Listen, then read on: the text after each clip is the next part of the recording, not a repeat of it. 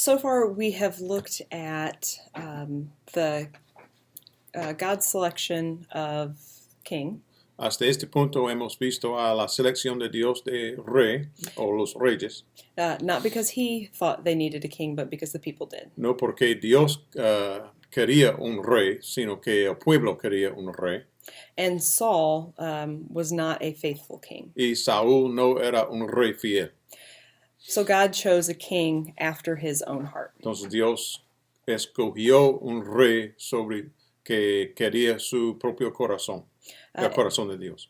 And we find in 1 Samuel 16 who that is. Y encontramos en 1 de Samuel 16 quién es ese rey. So Samuel, the prophet at the time, Entonces Samuel, el profeta durante ese tiempo, goes to Nazareth, to the home of Jesse. va a Nazaret, el hogar de Jesse en español es, ay papá, no recuerdo, el papá de David. Necesito buscar su Isaí, sí. And Jesse has several sons. Isaí tenía diferentes hijos. And Samuel looks at those sons and assumes it's going to be the oldest. Y Samuel ve a esos hijos y supone que iba a ser el mayor. But what God says to him is surprising. Pero lo que Dios dice a Samuel es una sorpresa. So in 1 Samuel 16:7 we read, Entonces en verso 7 de capítulo 16, "But the Lord said to Samuel, don't look at his appearance or on the height of his stature, because I have rejected him. For the Lord sees not as a man sees. Man looks on the outward appearance, but the Lord looks at the heart." pero el Señor dijo a Samuel, no mires a su apariencia ni a lo alto de su estatura, porque lo he desechado. Pues Dios ve no como el hombre ve, pues el hombre mira la apariencia exterior, pero el Señor mira el corazón. So Samuel is introduced to 7 of Jesse's sons. Entonces se presentaron a Samuel 7 diferentes hijos de Isaí, But none of them are king. pero ninguno de ellos van a ser el rey, The youngest son, David, sino el menor, David. is the one who's chosen. Es la persona escogida. And we had spoken earlier about how unusual that would be for the youngest to be chosen. Era muy no común, hay otra palabra, pero no era muy común de escoger el menor de una familia para ser un rey. So David is anointed as king, Entonces David es ungido como un rey, but he doesn't become king right away. pero no se convierte en ser el rey inmediatamente, aunque era ungido. In fact, he serves under Saul for quite some time. Por algún tiempo él servía debajo de Saúl. And Saul tries to kill him several times. Y Saúl trató de matarlo diferentes veces. And David flees from Saul. Y David huyó diferentes veces de Saúl. And even when David has the opportunity to kill Saul, he does not. Y aun cuando David tenía oportunidades para matar a Saúl, no lo hizo. David respects the man God has chosen. La razón de esto es que David quiere respetar el hombre que Dios escogió. So finally, Saul dies and David becomes king. Entonces, en el fin, Saúl murió y David se convirtió en ser rey en realidad, no solamente por unción. So in the book of 2 Samuel, Entonces, en el libro de 2 de Samuel, when David is king, God renews the covenant with him. mientras David está actuando como rey, Dios renueva el pacto con él. And we'll read it, and we'll find many of the promises from Abraham are passed down to David. Vamos a leer parte de esto y vamos a descubrir que muchas de las promesas dadas a Abraham van a estar incluidas en la relación entre David y Dios. So in 2 Samuel 7, verse 8, we find this. Entonces en capítulo 7, verso 8 de 2 de Samuel, vamos a leer esto. Thus says the Lord of hosts, I took you from the pasture, from following the sheep, that you should be the prince over my people Israel. And I have been with you wherever you went, and have cut off your enemies from before you. And I will make for you a great name, like the name of the great ones of the earth. And I will appoint a place for my people Israel, and I will plant them, so that they may dwell in their own place, and be dispersed no more.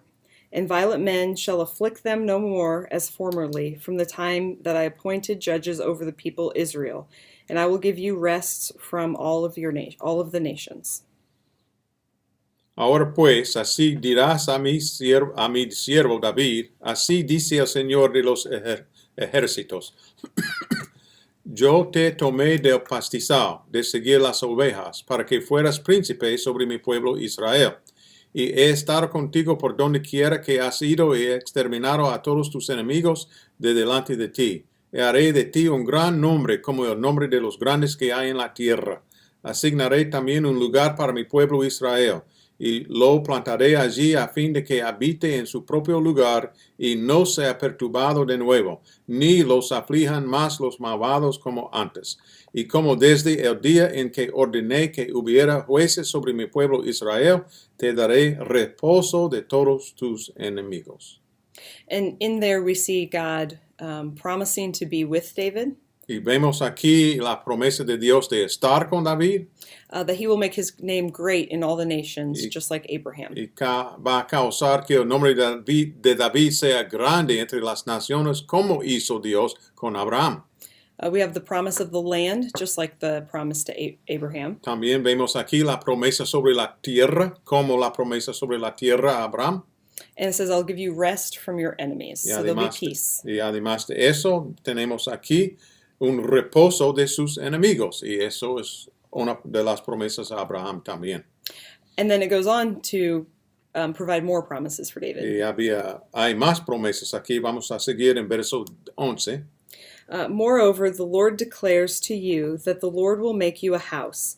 When your days are fulfilled and you lie down with your fathers, I will raise up your offspring after you, who shall come from your body, and I will establish his kingdom. He shall build a house for my name, and I will establish the throne of his kingdom forever. And I will be to him a father, and he shall be my son. When he commits iniquity, I will discipline him with the rod of men, with the stripes of the Son of Men. But my steadfast love will not depart from him, as I took it from Saul, whom I put away from you before. And your house and your kingdom shall be made sure forever before me. Your throne shall be established forever. Comenzando en verso 11b, y el Señor también te hace saber que el Señor te edificaré una casa.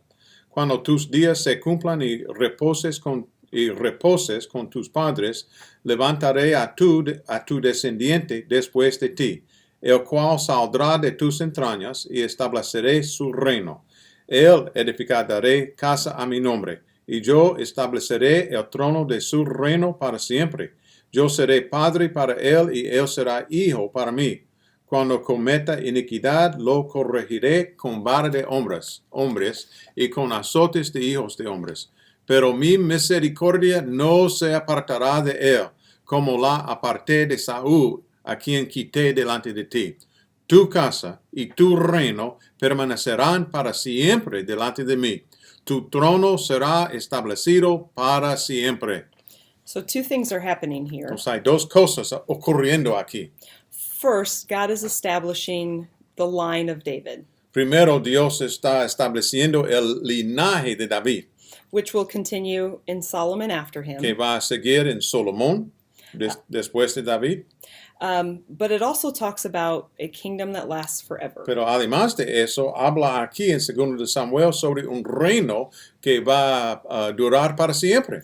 Which obviously cannot be a king, the line of kings. Y esto obviamente no puede ser un linaje de los reyes. And this is where, as Christians, we look back. Entonces, como cristianos, vemos atrás and realize that God is foreshadowing Jesus. Y nos damos cuenta que Dios está en una manera predeciendo a Jesús. So Jesus in the New Testament comes from the family of David. Recuerden que Jesucristo en el Nuevo Testamento viene de el linaje de David. And he is also from Nazareth. Y también Jesucristo es de Nazaret. So Jesus is the fulfillment of this forever kingdom. Entonces Jesucristo es el que cumple ese reino para siempre.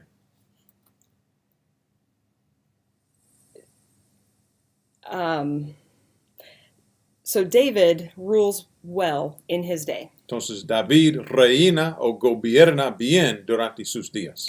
He doesn't do it perfectly, No lo hacía perfectamente, but when he sins, he turns back to God. pero cuando él peca, él se arrepienta y se vuelva a Dios. He is always known as a man after God's heart. David siempre es conocido como el hombre que quiere el corazón de Dios. We can compare him to Abraham and his faithfulness. Podríamos nosotros comparar a David en ese sentido a la fidelidad de Abraham. But unfortunately, his son is not the same. Pero lamentablemente su hijo Salomón no es lo mismo, no es igual.